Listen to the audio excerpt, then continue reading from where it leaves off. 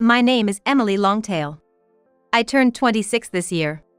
I started dating a coworker, Jason, and we got engaged and married. At that time, because we had asked the executive director and his wife to give a speech, everyone at the workplace knows about our marriage. After getting married, I quit my job to become a full-time housewife. One day, while I was on a phone call, my husband, not knowing it was a video call, snatched my phone. "You're watching videos again, huh? You're supposed to be a servant," he yelled at me. "Hey! Give it back!" "I only took it away because you don't do any housework and keep watching videos. I don't want to do this, but it's your fault for acting like a servant and not doing any housework." My husband kept blaming me for having the phone taken away and continued to berate me. My husband used to be a very kind man. My husband is 4 years older than me, and I thought he was incredibly cool, maybe because of the age difference. Although he wasn't my direct senior, we didn't talk much until a drinking party where we ended up sitting close and started having various conversations. That's how we became close. On dates, he would take me to various places and say warm things like, "I'll always protect you." I decided to marry him, thinking I could be truly happy with him. However, after our marriage, my husband changed drastically. "Be grateful I made a woman who can't work a full-time housewife. You can't live without me, so just quietly do the housework, and you're a servant." I hear this almost every day. My husband has a good public image, so when we go out together, he acts like a perfect husband, but at home, he turns into someone who constantly berates me. When we're out, people often say things like, "You have a wonderful husband," or "You're an ideal couple." My husband seems to enjoy these comments, pretending to be modest, saying, "Not at all," or "I can't let my wife carry such heavy things." He would only carry my bags and play the good husband when we were outside. But when I get home, I always get scolded, "Be more friendly," or "Not being nice to the neighbors is a failure as a housewife. You can't do anything, neither your job nor housework." I get scolded for how I act outside, so no matter how kind he is when we're out, I'm always nervous. I live in fear, wondering what I'll be scolded for next when I get home. There was a time right after we got married when I fell seriously ill. I had a high fever and couldn't do any housework. When night came and my husband returned home, of course, there was no dinner prepared. I had told him I was sick, but by the evening it got worse, and I couldn't even inform him that I hadn't made dinner. "Dinner time, wake up!" My husband woke me up, and I felt a glimmer of happiness, thinking that although he had never cooked before, he might finally be showing kindness because I was feeling unwell. I said thanks and went to the living room, only to find nothing prepared. "Huh? Didn't you say it's dinner time?" "Yeah, that's why I'm waiting." "What?" "I meant it's time for you to make dinner, so wake up." I was heartbroken, having expected that he had made dinner, but he only woke me up to cook. The disappointment hurt even more because I had hoped for better. With a fever over 103 degrees Fahrenheit, my head was foggy, and I didn't have the energy to argue. So, I quietly made something with what was in the house. My husband hates takeout or pre-made meals, insisting on homemade food no matter how sick I am. I couldn't go shopping because of the high fever, but luckily, there were still some ingredients left in the fridge at that time. I made dinner while feeling dizzy, only to be scolded, "What is this meager meal?" I always say to prepare a well-rounded meal. Well, I'm kind today, so I'll let it slide. But if you keep this up, you're failing as a full-time housewife. You can't even do what you're told, worse than a part-time student worker. Being scolded after struggling to cook was too much. That's when I decided to stop expecting anything from my husband. I told myself to just quietly obey and everything will be fine, I'll have money and I can endure it. No matter how sick I get, I never receive any concern. Instead of being worried, I get scolded. "You're always sick. Don't you know taking care of your health is part of your job? How do you even catch viruses when you're always at home? You overreact just for a fever." Even when I'm ill, I get blamed, and I still have to do all the housework as usual. So now, I don't even tell my husband when I'm feeling unwell. I often regret why I'm still with such a person, questioning my past choices. My husband had a crush on me even before I started liking him. At company parties, he would intentionally sit near me, as he later told me. My husband was the one who asked me to go out and proposed. Yet, he always talks down to me, saying he did me a favor by marrying me. I was already reaching my limit of being treated like a servant. Then, it happened when my phone was snatched away during a video call. The call was still connected after my husband took it. My husband thought I was watching videos, not realizing the conversation was being heard by someone else. Knowing my husband always pretends to be a good husband in public, he would be devastated to know others heard our conversation. I silently endured my husband's berating, thinking to myself how this entire conversation was being overheard. Once my husband calmed down, I said to my husband, "Anything else you want to say? Have you said it all? Look at the screen." I wasn't watching videos. My husband turned pale seeing the phone screen. "Jason, I heard everything," I said. The person on the video call, who was the executive couple. My husband has always lived pretending to be a good husband and a good boss, not letting anyone see his true nature. The fact that the executive couple, of all people, witnessed his true self must have been a shock. My husband, who had been loudly scolding me just moments ago, turned pale and stuttered, "Why, how?" He was speechless. "What happened? You were so loud with your wife just now. Why so quiet? Say something. I'm disappointed to see you change your behavior so much depending on who you're with." My husband became even more flustered after being told that by the executive. He looked around desperately, trying to think of something to say to the executive, knowing he needed to cover up the situation. Why is the executive calling? Why are you calling Emily? Why would someone like you call a regular employee like her?" My husband was in a panic.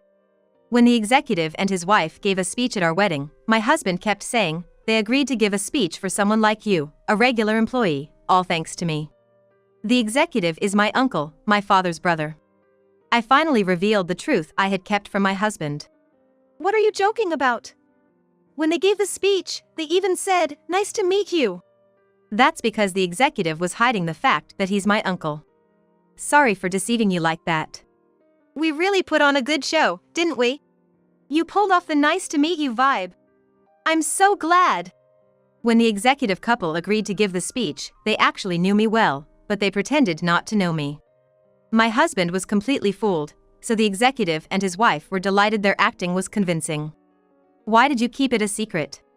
Being known as the executive's niece might have made others treat me differently. That's why I never told anyone. I passed the entrance exam and the interview on my own, and I didn't want to be mistaken for a nepotism hire. But we're married, you could have told me. Well, I was going to tell you after we got married. But you changed so much, I lost the right moment. You kept demeaning me, calling me a regular employee, a servant, so I thought it would be interesting to let the executive and his wife see your true nature. "What do you mean by that?" Since joining the company, I never let anyone know I was the executive's niece. Our families lived close and were very close-knit since I was young. We often had barbecues at each other's houses on weekends, went to Disneyland, and even traveled together. The executive and his wife, having no children, raised me like their own daughter. But I didn't want special treatment, so I never told my colleagues or Jason. When you asked me out, I immediately reported it to my uncle. I remember being happy about that. I didn't know who Longtail was until Emily told us. After you guys started dating, I frequently visited your department. That's why you were inspecting our department so often back then. We were all wondering what was happening. Really? Sorry about that. I was just observing what kind of person you were. So, you're saying the reason they agreed to give the speech is because Emily isn't your niece, right? Of course. When I told Emily I wanted to give a speech, she opposed it, saying it would be suspicious for a regular employee to give a speech at a wedding. So, I decided to get closer to you, and when the wedding was approaching, I went to you and said, "If you're getting married, please let me give a speech." And as planned, you asked me to give the speech, and my dream came true. And all this time, I thought the exec was favoring me. I was mistaken thinking it was because Emily is your niece. My husband always proudly talked about how the executive director agreed to give a speech because he saw potential in him. I heard that story so many times, I could have grown calluses on my ears. I've been told countless times, thanks to me, the executive director is giving a speech. But now, knowing it was all a misunderstanding, he turned red with embarrassment. The executive and his wife didn't sit in the family section at the wedding, so their relationship with me remained a secret. But uncle, you almost gave it away at the wedding when you drunkenly called me Emily. I scolded him for drinking too much, but he said he had to drink to keep from crying, his wife added. My uncle drank so much at my wedding to hold back his tears that he got drunk. When he called me Emily, I was anxious, but luckily, my husband was busy chatting with his friend, so it didn't get exposed. Despite such close calls, I managed to keep my marriage going without my husband knowing about the executive couple. I had been consulting with them about my husband's drastic change after our marriage. I didn't want to worry my parents, so I confided in the executive couple instead. I'm always grateful for their presence, as there are things I can't discuss with my parents but can with them. I thought about how to show them my husband's true nature. Knowing how angry my husband gets about me watching videos, I purposely made a video call in the living room to show them his real side, and the plan worked as intended. I confessed everything to my husband. He was astounded that he had been tricked. I was nervous when he took my phone, thinking he might see the screen. But he was convinced I was watching a video, so we didn't get caught. I was so nervous too, worrying we'd get caught. Even though I knew Emily was wearing earphones so the sound wouldn't leak, we both froze up, making sure not to make any noise. You're sweet. Thank you for your help. With both of your cooperation, we could perfectly expose my husband's true nature. I had heard about it, but to actually hear Jason call Emily a servant. How can a man say such things to his wife? Even though it wasn't directed at me, just listening to it made me feel awful. Emily endures such terrible treatment every day. That was still the milder side. But sorry for making you feel bad. Usually, it's all day long like that. It's scary how he hides it and acts nice in public. No one at the company would ever think Jason could say such things. I'm sorry, she often slacks off on housework and watches videos, so I thought she was doing the same today. I was harsher than usual. Calling her a servant isn't my true feeling. It's just Emily exaggerating. We're usually very close. We do fight occasionally, but my husband desperately tried to salvage the situation. The executive couple knew about the terrible treatment I had received, so Jason's excuses were futile, but he seemed determined to maintain his facade, denying that he always says such horrible things to me. He was telling a far-fetched lie, but the executive seemed to find his desperation increasingly amusing and played along, knowing it was a lie. So, you were being strict out of love? Yes. Tough love. You love her, then? Of course. I wouldn't be so strict with a woman I don't care about. I just want her to become even more wonderful, so I guide her strictly as a husband. You only saw the angry part, but usually, we're very close and in love. My husband rattled off, pleased that the executive seemed to believe him. I couldn't believe how easily he spun such lies. But it was entertaining to see the executive teasing my husband. Then, the executive started asking Jason more probing questions. So, you use the word servant for the woman you love? It just slipped out. It's not common for someone to casually use the word servant unless they really think it. I've never called or even thought of my wife as a servant. You're right. And you also said, I made you a housewife because you couldn't work? I remember Emily being capable at her job. She had a good reputation in the company. Didn't you want her to be a housewife so she could take care of the home? Did Emily ask you to make her a housewife? Jason was at a loss for words under the executive's questioning. I never said I wanted to be a housewife. I married you because you insisted on it, but you always acted like you did me a favor. I wanted to keep working. But you imposed your prejudice that women should stay at home, and I quit my job reluctantly because you wanted me to take care of the house. Yet, you claim as if you made me a housewife, which I couldn't accept. I answered the executive's questions in place of my silent husband. I had been thinking for months that I couldn't continue my marriage with my husband and had been considering divorce. I secretly recorded all my husband's harsh words to use as evidence for the divorce. You've been trying hard not to be disliked by the executive couple, claiming it's tough love and that we usually get along well. Can you really say with certainty that it's not a lie? Do you seriously mean it when you say you love me? Of course, it's true. I was just irritated earlier, and I'm sorry for that. But we're married, so let's overcome this and become a wonderful couple like the executive and his wife, right? I've recorded all our conversations. We're a good couple, right? Then I can play this recording right now to prove it, can't I? I said this, and my husband hurriedly tried to stop me from playing the recording. Why are you stopping it? Well, it's embarrassing to have our private conversations heard. Despite my husband's request not to play it, I ignored his words and played the recording while still connected on the video call. My husband's face turned pale. Hey, servant, I told you to polish my shoes. Why only this much food when I keep saying to make a full meal? Who do you think supports a useless servant like you? As his harsh words to me were played. The executive and his wife, who hadn't heard these recordings before, were shocked. I didn't know it was this bad, to be spoken to like that every day. I never thought you would change so much based on who you're with. People are not always what they seem. When Emily consulted me, I told her to overcome these differences as they happen in marriage. But I never thought it would be this bad. I regret telling Emily to endure it. A man like you will always look down on women. It's your choice, but I want you to stop hurting my precious niece. Can you divorce her? The executive apologized to me for telling me to endure the situation. He pleaded for me to divorce my husband, as he believed a person like Jason would never change. However, my husband desperately resisted. Please wait. You're right, I may have looked down on women until now. But after being scolded by you and your wife today, I've changed my mind. Can I have another chance? I don't want to be apart from Emily. Please. My husband begged the executive couple on the video call, insisting he didn't want a divorce. My husband probably couldn't bear the thought of letting go of me, the niece of the executive couple. Marrying me was like grabbing an opportunity for career advancement. In fact, he was promoted after our marriage was decided. He was happy, thinking it was due to his abilities, but in reality, everyone was at the same level, so the executive recommended him. That's why my husband absolutely didn't want a divorce. But my mind was made up. I couldn't continue living like this and told my husband. I can't take it anymore.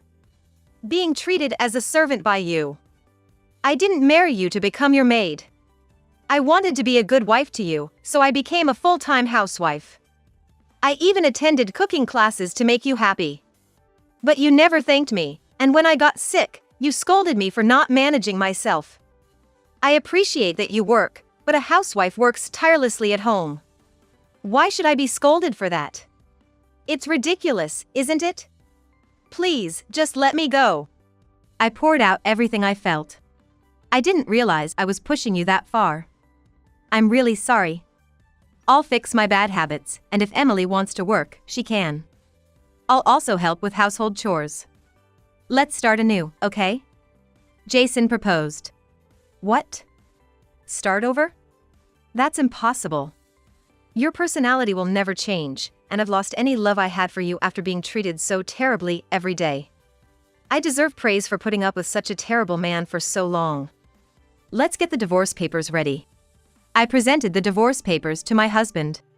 It was the first time I had spoken to my husband in such a strong tone, and he was visibly disconcerted. My husband continued to resist for a while, but eventually, we agreed on a divorce. Later, I reported to the executive couple that we had divorced. Thanks for your help the other day. With your support, I finally freed myself from him. We didn't do much, but I'm glad we could help. You've really done well up until now. You were so cool when you stood up to him at the end. That's my niece. So proud of you. Oh, if you're okay with it, would you like to work with us again? I decided to return to work after being invited by the executive. Considering this situation, it was only a matter of time before my husband found out that I was the executive's niece, so the executive offered me the opportunity to return as his secretary.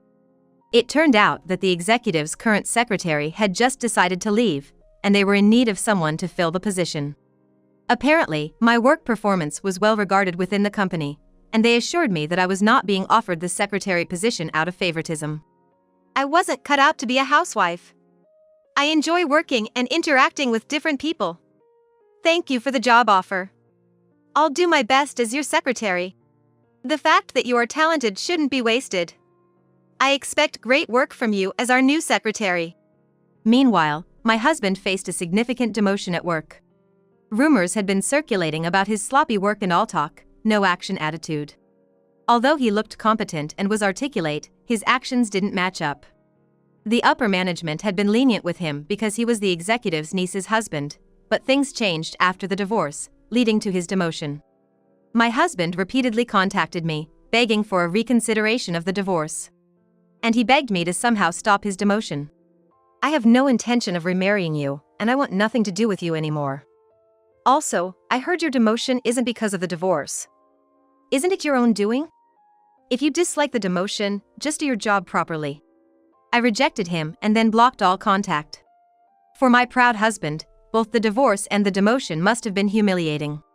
But it was his fault, and no one sympathized. Even when my in-laws, who had heard about the divorce, came all the way to our house to apologize, it seemed like they asked my husband about the fact that I was the executive director's niece. They came to request, "Could you please ask the executive director to at least stop the demotion?" However, I have no such authority, so their pleas only left me feeling troubled. In fact, his promotion was favored in the first place, so his current position is more or less appropriate. All I could say was for them to keep working hard. The executive accidentally revealed to a subordinate that my husband had been treating me like a servant, and the news spread quickly throughout the office. My husband was then branded as a man who mistreated the executive's niece and looked down on women, leading to a difficult time for him. Especially losing respect among female employees. Previously somewhat handsome and popular with female staff, he now found himself widely disliked. My husband was demoted and had to work under his juniors, which was frustrating for him. Meanwhile, I'm enjoying my days working hard as the executive's secretary. It's far more fulfilling and enjoyable than my time as a full-time housewife. Despite my relation to the executive being revealed, my colleagues continued to treat me well, which made me happy. My husband had paid me a substantial alimony, so I planned a solo trip during the Christmas holidays. When I mentioned it to the executive couple, they suggested, "Let's go on an alimony trip with Emily's parents as well." Please don't call it an alimony trip. While engaging in such light-hearted conversation, I savored the happiness of being divorced. Finally freed from a life of servitude, I am now enjoying my freedom. I looked forward to enjoying my single life.